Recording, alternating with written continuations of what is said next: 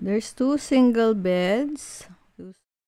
Hindi ko na nakunan yung view, pero open space sa gitna and then may buildings sa sides. May sink. Coffee. Ito yung Toilet. Ito, bathroom. There's the bathtub and the shower. Big bottles of shampoo, conditioner, and bath gel are available, so there's no need to bring. Oh, ref. If you like this video so far, don't forget to subscribe. Hair dryer. Ang toothbrush. Ito. Ay, wala to. Fake. Kasi may sink dyan eh. Tapos merong lotion and every day dito tayo magbe-breakfast sa Center M. Since 2 months advance tayo nag-book ng room, yung ating breakfast kasama na dun sa rate na. So dito pagpasok nyo merong loft. And then on this side merong lounge. So ang rate namin is 6,000 per night. Kasi nga 2 months advance. Tapos dito sa Japan, they always serve the rice in a rice cooker. Tapos ito meron siyang congee, soft scrambled egg, bacon, chicken nuggets, potato gratin, potato tots, sausage. This is the salad section. Broccoli, salmon, and then marinated sweet potato grill and pumpkin. And seasonal vegetables. And tomato, vegetables, and assorted breads and croissant.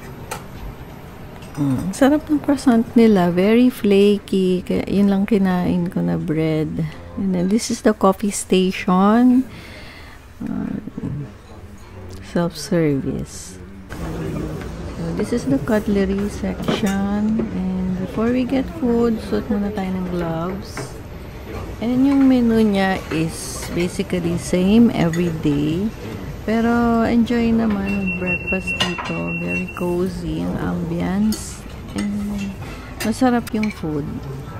So this is the dessert section. Yogurt, cornflakes, and then fruits. Mango, kiwi, orange. Orange juice, water, tomato juice, iced tea, milk, and iced coffee.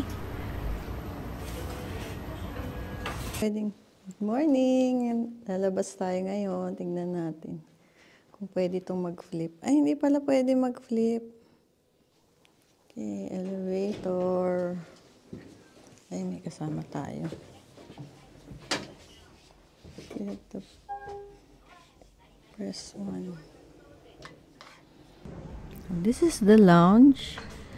Tapos meron ditong billiard table, TV, and then banda dulo yung gym. Treadmill, and then water station. Yan, hindi na kailangan magdala ng pangtulog kasi meron na siyang kasamang pangtulog. Diyan.